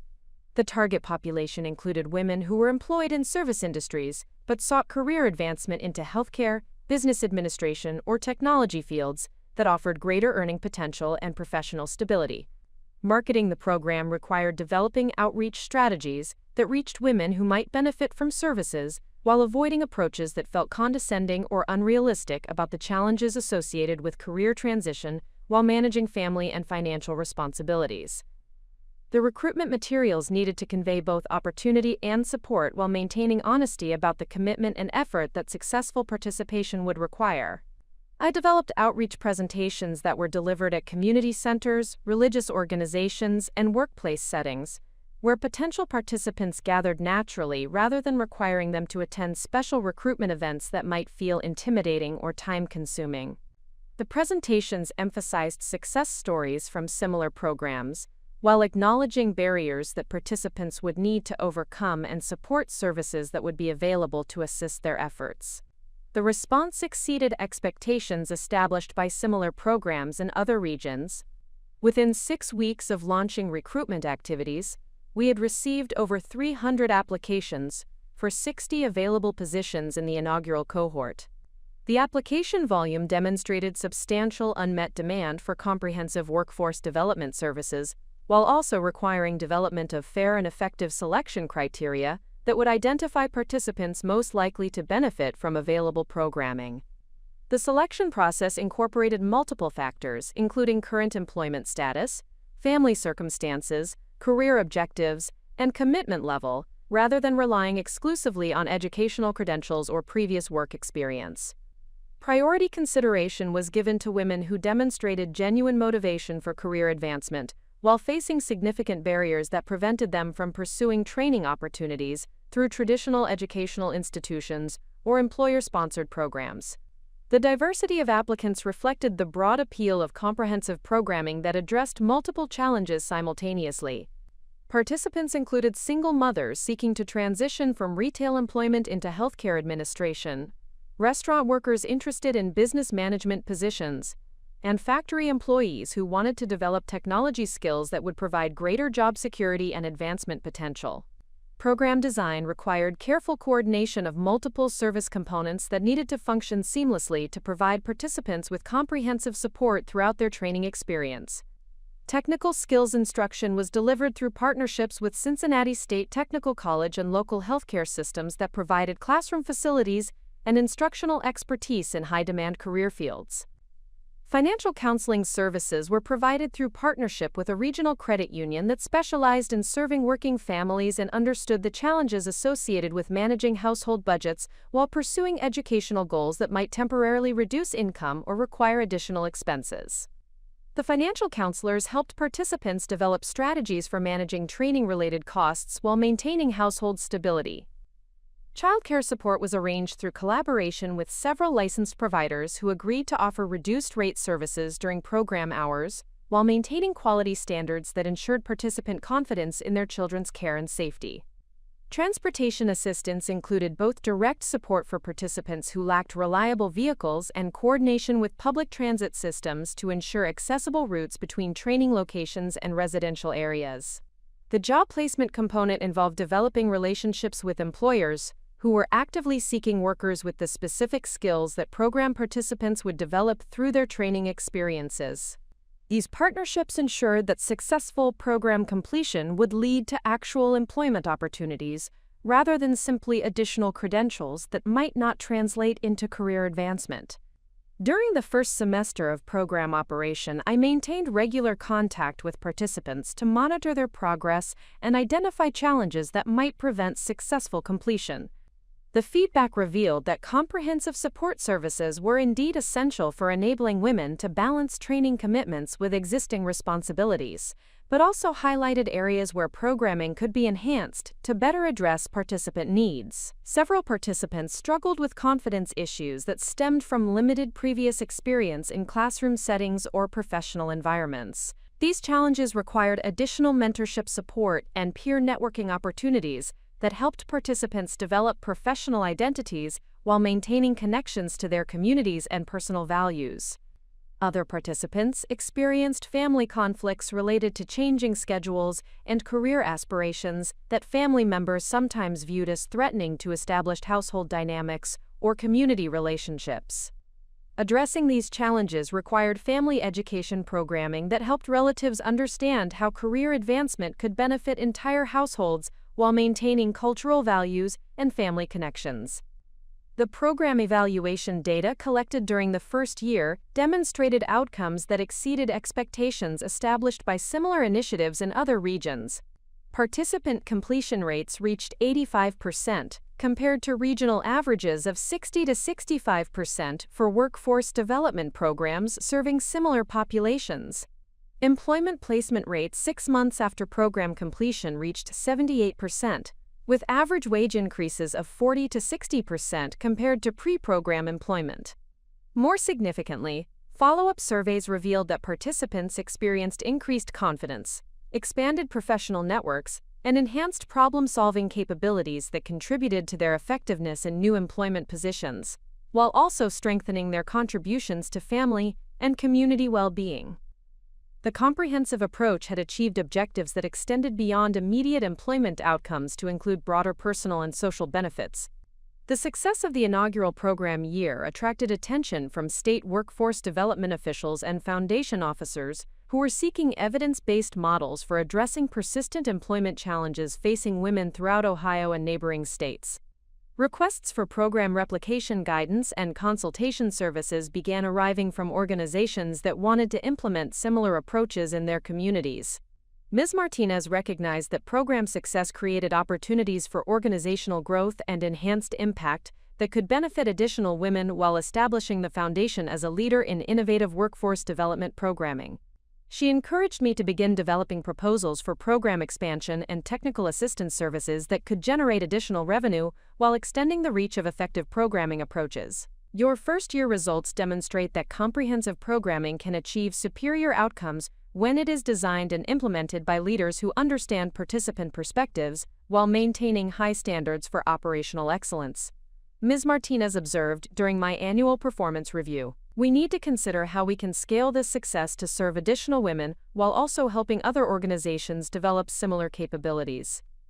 The recognition from Ms. Martinez validated that the combination of personal background and professional education had indeed created capabilities that enabled effective nonprofit leadership while maintaining authentic connections to communities being served. The program's success represented more than personal career advancement.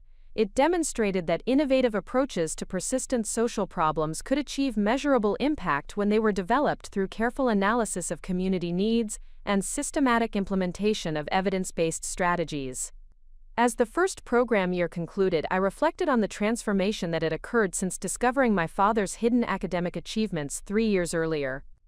The journey from restaurant worker to nonprofit program coordinator had required overcoming psychological barriers while developing analytical capabilities and professional competencies that enabled meaningful community impact.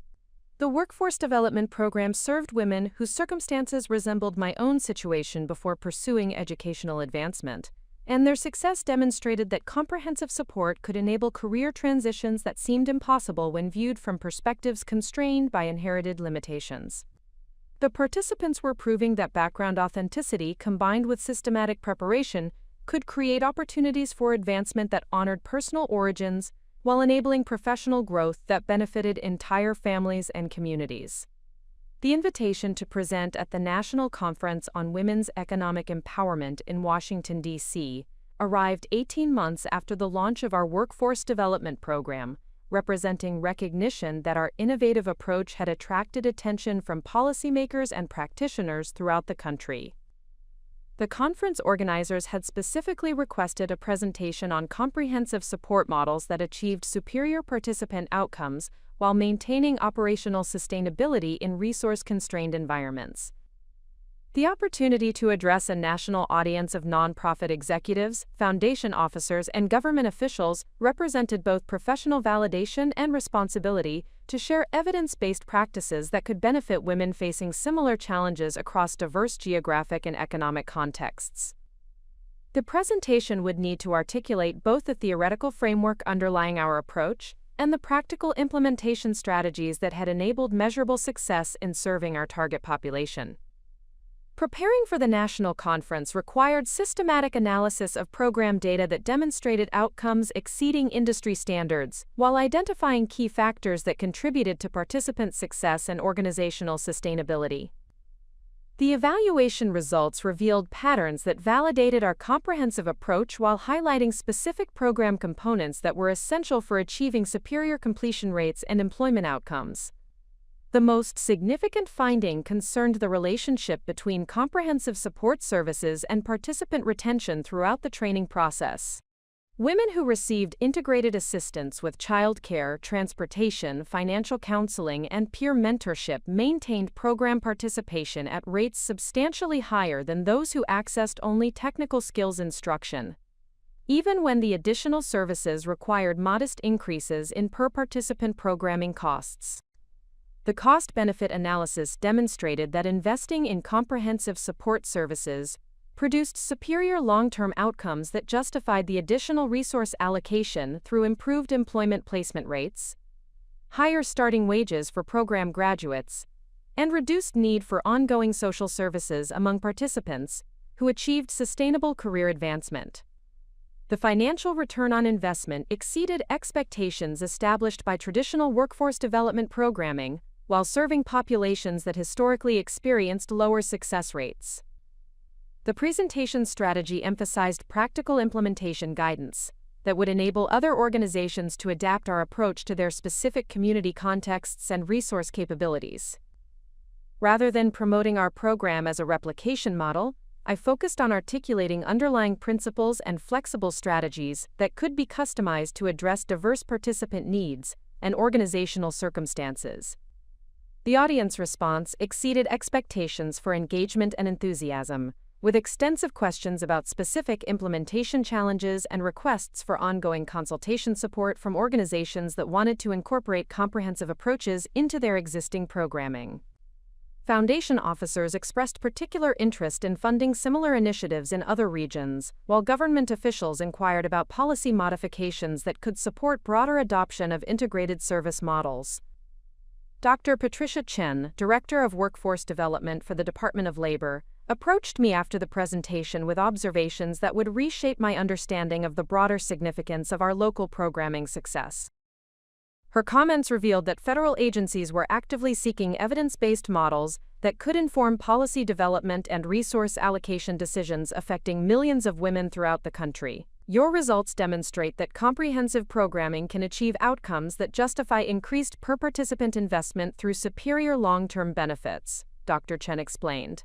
We need to understand how these approaches can be scaled and adapted to serve larger populations, while maintaining the operational excellence that enables such impressive results. Would you be willing to serve as a technical assistance provider for organizations that want to implement similar programming?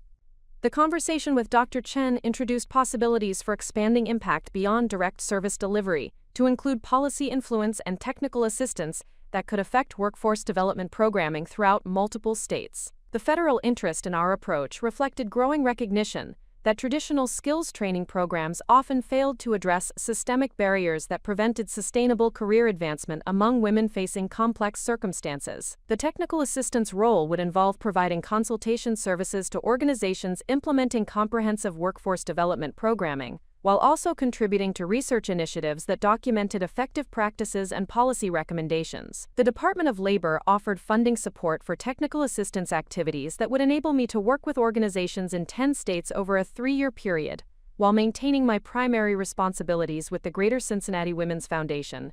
The expanded role required development of training materials, evaluation protocols, and implementation guidance that could support organizations with varying levels of experience and resource capacity. The technical assistance approach needed to balance fidelity to evidence-based practices with flexibility that enabled adaptation to diverse community contexts and organizational capabilities. Rebecca Martinez recognized that the national recognition and technical assistance opportunities represented strategic advancement for both my professional development and the Foundation's organizational growth. The federal partnership would enhance our credibility while providing additional revenue streams that could support program expansion and organizational sustainability beyond the initial grant funding period. This opportunity positions you as a national expert in workforce development innovation while establishing our foundation as a leader in evidence-based programming. Ms. Martinez observed during discussions about accepting the federal technical assistance role, "The experience will enhance your capabilities while generating resources that support our mission expansion and long-term sustainability." The decision to accept the technical assistance role required careful consideration of time management and professional development objectives that would enable me to fulfill multiple responsibilities effectively, while maintaining the quality standards that had established our program's reputation for excellence. The expanded responsibilities would provide exposure to diverse organizational contexts and implementation challenges that could enhance my understanding of factors affecting program success across different environments. The first technical assistance engagement involved working with the Women's Resource Center of Cleveland to implement comprehensive workforce development programming that would serve women transitioning from public assistance to sustainable employment. The Cleveland organization possessed strong community relationships and experienced staff, but lacked specific expertise in integrating multiple support services within operationally efficient program structures. The consultation process revealed that successful technical assistance required understanding both the evidence-based practices that contributed to program effectiveness and the organizational dynamics that influenced implementation capacity. The Cleveland organization needed guidance not only on program design, but also on staff development, partnership cultivation, and evaluation methodology that would enable them to document outcomes and secure ongoing funding support. Working with the Cleveland team provided insights into the complexity of program replication across different organizational contexts and community environments. While the underlying principles of comprehensive programming remained consistent, the specific implementation strategies required adaptation to local resources, participant characteristics, and partnership opportunities that varied significantly from our Cincinnati experience. The Cleveland program achieved participant outcomes that approached our Cincinnati results while requiring modifications in service delivery approaches that reflected different transportation systems, childcare availability, and employer partnership opportunities. The adaptation process demonstrated that comprehensive programming principles could indeed be applied successfully across diverse contexts when implementation strategies were customized appropriately. The success of the Cleveland Technical Assistance engagement led to additional requests from organizations in Michigan, Kentucky, and Pennsylvania that had learned about our approach through conference presentations and federal agency recommendations. Each engagement provided opportunities to refine technical assistance methodology while building a network of organizations that shared commitment to comprehensive workforce development programming. The technical assistance work also contributed to development of research initiatives that documented factors affecting program implementation success across multiple organizational contexts. The comparative analysis revealed patterns that informed best practices guidance while identifying policy modifications that could support broader adoption of comprehensive approaches to workforce development programming. During the second year of technical assistance activities, I was invited to join the Advisory Council for the National Women's Economic Security Initiative, a federal program that coordinated workforce development, financial empowerment, and entrepreneurship support services for women facing economic challenges. The advisory role involved contributing to policy development and resource allocation decisions that affected programming throughout the country. The Advisory Council position provided exposure to policy development processes and strategic planning approaches that operated at scales far beyond individual program implementation. The experience enhanced my understanding of how local programming innovations could influence systemic change, while demonstrating the importance of documentation and evaluation that supported evidence-based policy recommendations. The Council work revealed that our comprehensive approach aligned with emerging federal priorities for addressing persistent employment challenges through integrated service models that recognize the complex circumstances affecting women's career advancement opportunities. The evidence base we had developed through careful evaluation and technical assistance activities positioned our approach as a model for broader policy implementation. The recognition from federal officials and national conference organizers created opportunities for additional speaking engagements and consultation projects that expanded my professional network while generating resources that supported foundation programming expansion. The increased visibility also attracted attention from academic researchers who were interested in collaborating on studies that would contribute to scholarly understanding of effective workforce development practices.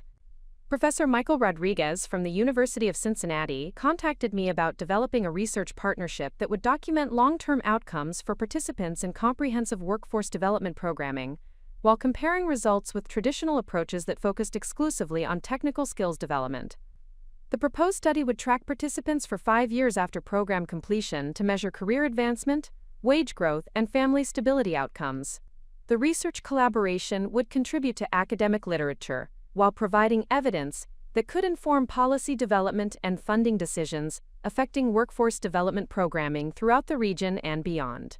The university partnership also created opportunities for student internships and faculty consultation that could enhance program quality while building sustainable relationships with educational institutions. The combination of successful program implementation, national recognition, and research collaboration established a foundation for considering next steps in professional development that would enable continued expansion of impact while maintaining focus on serving women facing barriers to career advancement. The opportunities included pursuing advanced graduate education that would enhance analytical capabilities, accepting executive leadership positions with larger organizations that served broader populations, or establishing an independent organization that could implement comprehensive programming across multiple communities. Ms. Martinez encouraged exploration of all available options while emphasizing the importance of strategic decision-making that would maximize long-term impact, rather than simply pursuing prestige or financial advancement. Her guidance reflected sophisticated understanding of career development in nonprofit leadership and recognition that effective social change required sustained commitment rather than frequent position changes that might limit relationship building and program development. You have developed expertise that creates numerous possibilities for continued growth and expanded impact, Ms. Martinez observed during career planning discussions. The question is not which opportunities are available, but which path will enable you to achieve the greatest long-term benefit for the communities you are committed to serving, while also supporting your personal and professional fulfillment.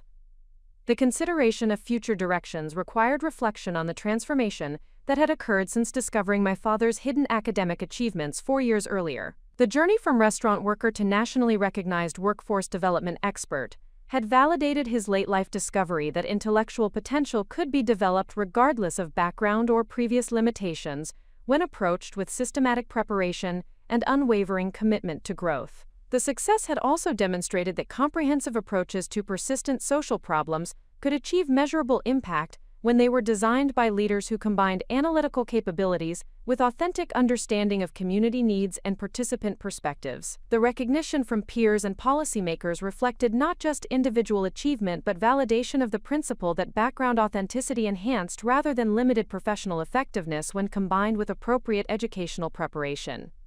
As the third year of technical assistance activities concluded, the accumulated evidence from multiple program implementations and research collaborations had established our comprehensive approach as a model worthy of broader adoption and policy support. The documentation of superior outcomes across diverse organizational contexts provided compelling justification for increased investment in integrated programming that addressed multiple barriers simultaneously, rather than focusing exclusively on technical skills development.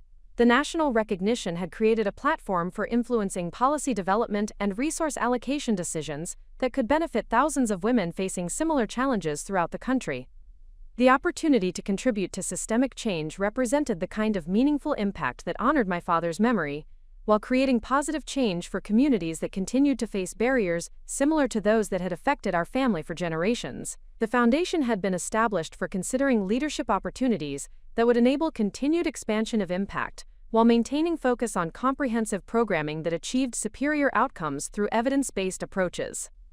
The recognition from national organizations and federal agencies provided credibility that could support whatever direction would maximize long-term benefit for women seeking career advancement, despite complex circumstances and limited resources. The opportunity to establish the National Center for Women's Career Advancement emerged from conversations with foundation officers and government officials who recognized that our evidence-based approach to comprehensive workforce development required institutional support that could operate across state boundaries, while maintaining the operational flexibility necessary for adaptation to diverse community contexts and organizational partnerships. Dr. Catherine Williams, Program Director for the Ford Foundation's Economic Opportunity Initiative, initiated discussions about creating an independent organization that could scale our programming model while providing technical assistance, research coordination, and policy advocacy that would advance comprehensive approaches to women's workforce development throughout the United States.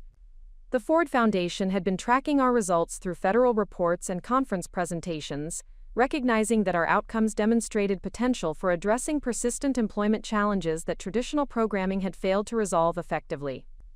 The evidence from your Cincinnati program and technical assistance work demonstrates that comprehensive programming can achieve superior outcomes when implemented with appropriate fidelity to evidence-based practices, Dr. Williams explained during our initial planning meeting.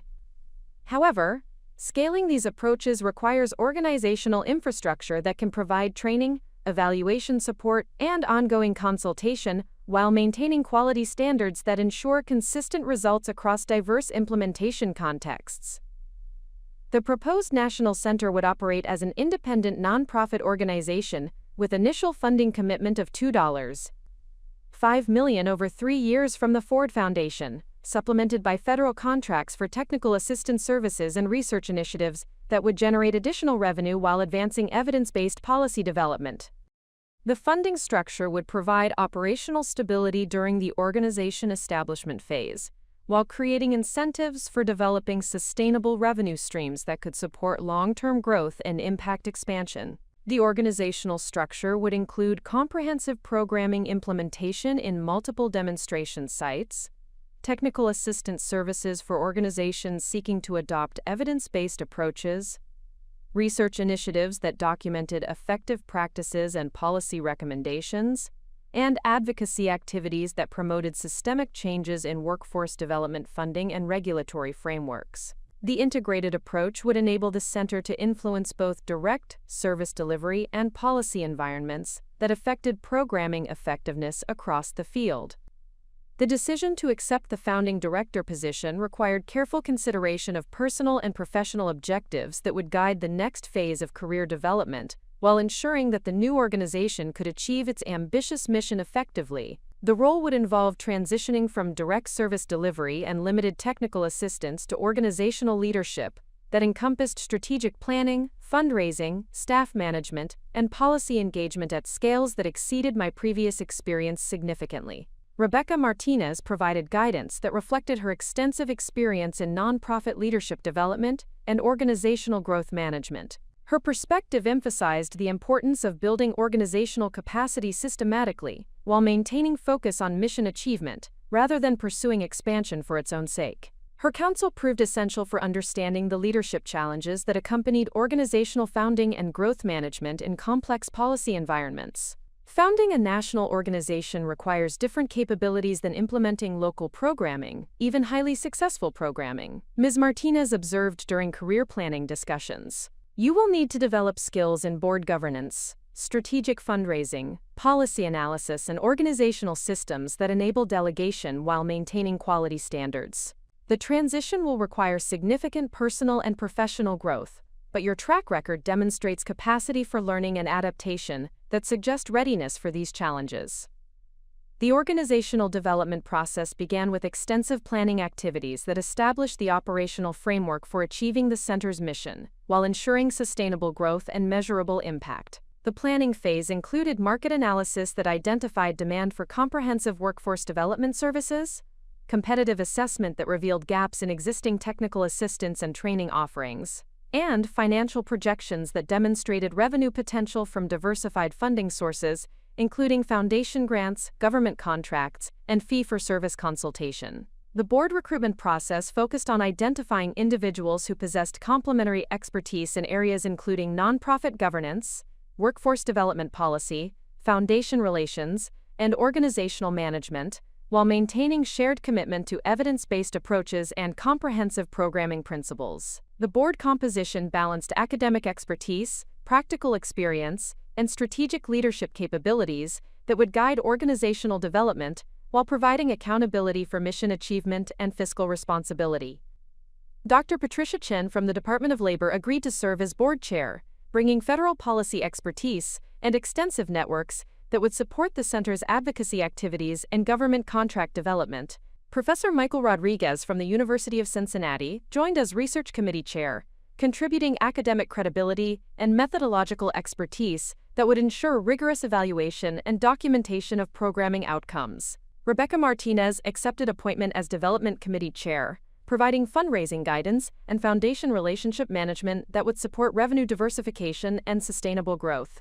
Up next, you've got two more standout stories right on your screen. If this one hit the mark, you won't want to pass these up. Just click and check them out. And don't forget to subscribe and turn on the notification bell so you don't miss any upload from us.